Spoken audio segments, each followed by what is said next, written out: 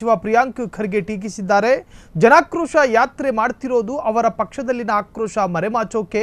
ಜನಾಕ್ರೋಶ ಯಾತ್ರೆಗೆ ಜೆಡಿಎಸ್ ಗೈರಾಗಿರೋ ಬಗ್ಗೆಯೂ ಪ್ರತಿಕ್ರಿಯಿಸಿದ್ದು, ಗಂಡ ಹೆಂಡತಿ ಮಧ್ಯೆ ಏನಾಗಿದೆ ಅಂತ ನಮಗೇನು ಗೊತ್ತು, ಅದು ಅವರ ಮನೆ ವಿಚಾರ ಅಂದ್ರು. ಮಾತು ಮುಂದುವರೆಸಿದ ಪ್ರಿಯಾಂಕ್ ಖರ್ಗೆ ಬಿಜೆಪಿ ಮತ್ತು ಯತ್ನಾಳ್ ವಿರುದ್ಧ ಕಿಡಿಕಾರಿದ್ದಾರೆ. ಬಿಜೆಪಿ ಅವರು ಬೆಲೆ ಏರಿಕೆ ಮಾಡಿದ್ರೆ ಮಾಸ್ಟರ್ ಸ್ಟ್ರೋಕ್, ನಾವು ಮಾಡಿದ್ರೆ ಮಾತ್ರ ಹೊರೆಯಾಗುತ್ತಾ? ಹಾಲಿನ ಬೆಲೆ ಏರಿಕೆ ಮಾಡಿದ್ದು ಯಾರಿಗೆ ಹೋಗುತ್ತೆ ಎಂದು ಪ್ರಶ್ನಿಸಿದ್ದಾರೆ. ಇನ್ನು ಹಿಂದೂ ಪರ ಇರೋ ವ್ಯಕ್ತಿಯೇ ಮುಂದಿನ ಸಿಎಂ ಆಗೋದು ಅನ್ನುವ ಯತ್ನಾಳ್ ಹೇಳಿಕೆ ಬಗ್ಗೆ ಗರಂ ಆದ ಪ್ರಿಯಾಂಕ್, ನಾವ್ಯಾರು ಹಿಂದೂ ಪರ ಇಲ್ವಾ?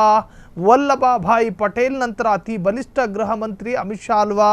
ಮೋದಿ ಶಾ ಡೆಡ್ಲಿ ಕಾಂಬಿನೇಷನ್ ಅಲ್ವಾ? ಅವರ ಕೈಯಲ್ಲಿ ಕೇಂದ್ರ ಸರ್ಕಾರವಿದೆ. ಮುಸ್ಲಿಂ, ದಲಿತ, ಆದಿವಾಸಿಗಳು ಈ ದೇಶದ ನಾಗರಿಕರಲ್ಲ ಅನ್ನೋ ಬಿಲ್ ತರಲಿ, ವಕ್ಫ್ ರೀತಿ ಬಿಲ್ ಪಾಸ್ ಮಾಡಿಸಲಿ. ಅದನ್ನು ಬಿಟ್ಟು ಸುಮ್ಮನೆ ಮುಸ್ಲಿಮರ ಮೇಲೆ ಆರೋಪ ಮಾಡೋದನ್ನು ಬಿಡಬೇಕು. ಮುಸ್ಲಿಮರು ಈ ದೇಶದ ನಾಗರಿಕರಲ್ಲ ಎನ್ನುವುದನ್ನು ಕೇಂದ್ರ ಹೇಳಲಿ ಅಂತ ಸವಾಲು ಹಾಕಿದ್ರು. ಇದೇ ವೇಳೆ ಬಿಜೆಪಿ ಶಾಸಕರನ್ನ ಸ್ಪೀಕರ್ ಉಚ್ಚಾಟನೆ ವಿಚಾರವಾಗಿ ಮಾತನಾಡಿದ್ದು, ಸ್ಪೀಕರ್ ಪೀಠಕ್ಕೆ ಅವರದ್ದೇ ಆದ ಗೌರವವಿದೆ, ಪೀಠಕ್ಕೆ ಅಗೌರವ ತೋರಿಸೋದು ಸರಿನಾ? ಅಗೌರವ ತೋರಿದವರಿಗೆ ರಾಜ್ಯೋತ್ಸವ ಪ್ರಶಸ್ತಿ ಕೊಡಬೇಕಾ? ನಾನಾಗಿದ್ರೆ ಇವರನ್ನ 1 ವರ್ಷ ಉಚ್ಚಾಟನೆ ಮಾಡ್ತಿದ್ದೆ ಎಂದು ಗುಡುಗಿದ್ದಾರೆ. ಆಕ್ರೋಶಗಳನ್ನ ಮುಚ್ಚಾಕ್ಲಿಕ್ಕೆ ಮಾಡ್ತಾರೆ. ಈಗ ಡೀಸೆಲ್ ಪೆಟ್ರೋಲ್ ಬೆಲೆ ಏರಿಕೆ ಆಗಿದೆ ಅಂತ ಹೇಳ್ತಾರಪ್ಪ. ಕಚ್ಚಾ ತೈಲ ಬೆಲೆ ನಮ್ ಕೈನಲ್ಲಿ ಇದೆ ಸರ್, ನೀವೇ ಹೇಳಿ. ಅಲ್ಲಿ ಮೇಲಾಗಿದ್ದಕ್ಕೆ ಇಲ್ಲಿ 10 ವರ್ಷ ಆದ್ಮೇಲೆ ನಾವು ಜಾಸ್ತಿ ಮಾಡಿದ್ವಿ. ಈಗ ಕ್ರೂಡ್ ಆಯಿಲ್ ಪ್ರೈಸಸ್ 10 ವರ್ಷದ ಹಿಂದೆ ಎಷ್ಟಿದೆ ಅದು ಇವಾಗ ಇಳಿಕೆ ಆಗಿದೆ ಅಲ್ಲ ಜಾಗತಿಕ ಮಟ್ಟದಲ್ಲಿ. ಮೋದಿ ಸರ್ಕಾರ ಇದೆ, ಮೋದಿ ಅವರಿಗೆ ಕಮ್ಮಿ ಮಾಡಕ್ ಹೇಳಿ ಆಟೋಮ್ಯಾಟಿಕ್ ಇದನ್ನು ಕಮ್ಮಿ ಆಗುತ್ತೆ. ಇವ್ರಿಗೆ ಏನಾದ್ರು ನೈತಿಕತೆ ಇದೆಯಾ? ಜನ ಯಾಕೆ ಇವರಿಗೆ ಅಕ್ಕಿ ಪಾರ್ 400 ಪಾರ್ ಘೋಷಣೆ ಅಂತ ಕೇಳ್ಬಿಟ್ಟು ಯಾಕೆ ಇವರಿಗೆ ಇದು ಕೊಟ್ಟಿಲ್ಲ ಅಂದ್ರೆ ಇವರಿಗೆ ಮ್ಯಾಂಡೇಟ್ ಬೆಲೆ ಏರಿಕೆನೂ ಕೂಡ ಒಂದೇ, ಅದನ್ನು ಕಾರಣ ಅಲ್ವಾ? ರಾಜ್ಯ ಸರ್ಕಾರ ಹೇಗೆ ಕಾರಣಭೂತರಾಗ್ತಾರೆ ಇದಕ್ಕೆ ಹೇಳಿ? ಇದೆಲ್ಲ ಕೂಡ ನಮ್ಮ ಕೈನಲ್ಲಿ ಇದೆ. ಆರ್ಥಿಕ ನೀತಿಗಳು, ರಾಷ್ಟ್ರ ಆರ್ಥಿಕ ನೀತಿಗಳು.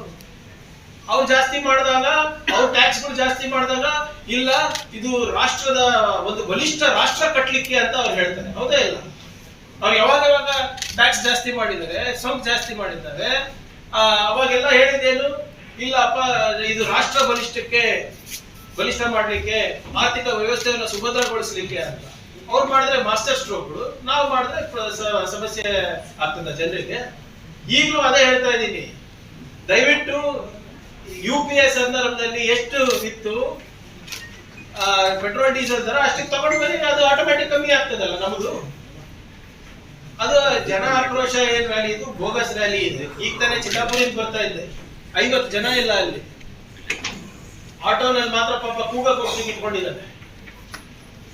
ಇವರು ಮಾಡ್ತಾ ಇರೋ ಆರ್ಥಿಕ ನೀತಿಗಳಿಂದ ಇವತ್ತು ನಮ್ಮ ರಾಜ್ಯಕ್ಕೆ ಅಫೆಕ್ಟ್ ಆಗ್ತಾ ಇದೆ. ಎಲ್ಲಿದ್ದಾರೆ ಕೇಂದ್ರ ಸರ್ಕಾರ? ದುಡ್ಡು ಬರ್ತಾ ಇದೆಯಾ? ಇಲ್ಲಿ ಎಲ್ಲ ಪ್ರಾಜೆಕ್ಟ್ಗಳು ನಿಂತೋಗಿದೆ. ಈಗ ಕಲಬುರಗಿ MP ಅವರು ಎಲೆಕ್ಟ್ ಆದ್ಮೇಲೆ ಸ್ವಲ್ಪ ಕಚೇರಿಗಳು ಅಡ್ಡಾಡಿದ್ಮೇಲೆ ಇವಾಗ ಸ್ವಲ್ಪ ದುಡ್ಡು ಬಿಡುಗಡೆ ಆಗಿದೆ CRF ಇಂದ. ಇದ್ರೆ ಸೆಂಟ್ರಲ್ ಸ್ಪಾನ್ಸರ್ಡ್ ಸ್ಕೀಮ್ಸ್ ಮುಂಚೆ 40-60 ಇತ್ತು. ನಮ್ಮ ಪಾಲು 40%, 60% ಕೇಂದ್ರದ ಇರ್ತಾ ಇತ್ತು. ಇವಾಗ ಎಷ್ಟಿದೆ? ಉಲ್ಟಾ ಆಗಿದೆ, 60-40. ಫೋಟೋ ಮಾತ್ರ ಹೌದು. ಜಲ್ ಜೀವನ್ ವಿಧೇಯಕ ಎಲ್ಲಿ ಅಂಗೀಕಾರ ಆಗಿದೆ? ಮೇಲ್ಮನೆಯಲ್ಲಿ ಮತ್ತು ಕೆಳಗಿನ ಮನೆಯಲ್ಲಿ ಅಂಗೀಕಾರ ಆಗಿದೆ. ಅಂಗೀಕಾರ ಆದ್ಮೇಲೆ ಅದು ನಿಯಮ ಆಗ್ಬೇಕಲ್ವಾ? ವಿಧೇಯಕ ಅನುಷ್ಠಾನಕ್ಕೆ ಬರ್ಬೇಕಲ್ಲ. ಅದಕ್ಕೆ ರಾಜ್ಯಪಾಲರು ಅಡ್ಡಿಪಡಿಸೋದು ಎಷ್ಟು ಕರೆಕ್ಟ್? ಅಸೆಂಬ್ಲಿ ಪಾಸ್ ಆಗಿದೆ, ನಾವೇನು ಆರ್ಡಿನೆನ್ಸ್ ತಂದಿಲ್ಲ.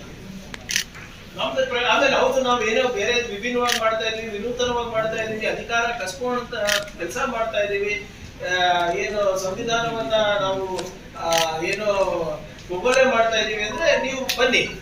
ಆಸ್ ಅ ಗವರ್ನರ್ ನಿಮ್ಗೆ ಎವ್ರಿ ರೈಟ್ ಇದೆ, ಹಕ್ಕಿದೆ. ನೀವು ಸರಿಯಾಗಿ ಮಾಡ್ತಾ ಇಲ್ಲ ಈ ಸರ್ಕಾರ ಕೆಲಸ ಅಂದ್ಬಿಟ್ಟು ಕಿವಿ ಹಿಡ್ಬೋದು, ನಮ್ಗೆ ಇಲ್ಲ ಅಂತಿಲ್ಲ.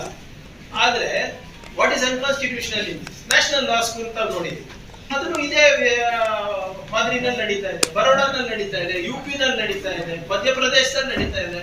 ಆದ್ರೆ ಅವೆಲ್ಲ ಸರಿ ನಡೀತಾ ಇಲ್ವಾ? ಹೇಳಿದೀನಲ್ಲ, ನಾನು ಮತ್ತೊಮ್ಮೆ ಅವ್ರಿಗೆ ಕ್ಲಾರಿಫಿಕೇಶನ್ ಕೊಡ್ತೀನಿ. ಅಕಸ್ಮಾತ್ ಒಪ್ಪಿದ್ರೆ ಒಳ್ಳೇದು. ಆದ್ರೆ ಹಂಗಂದ್ರೆ ಮತ್ತೆ ನಾವ್ ಯಾಕೆ ಇರ್ಬೇಕು ಸರ್? ಇವರು ಶಾಸಕರು, ನಾನು ಶಾಸಕರು, ಜನರಿಂದ ಆಯ್ಕೆ ಆಗಿರೋದು ಏನಕ್ಕೆ? ಶಾಸನ ಮಾಡ್ಲಿಕ್ಕೆ. ಶಾಸನ ಮಾಡಿದ್ದೇವೆ, ಶಾಸನ ಮಾಡಿ ಅಂಗೀಕಾರ ಆಗಿದೆ. ಅದಕ್ಕೂ ನೀವು ಬುಕ್ಕೆ ಹಾಕೊಂಡು ಕುತ್ಕೋತೀರಾ ಅಂದ್ರೆ ನಿಮ್ಮ ಉದ್ದೇಶ ಏನು?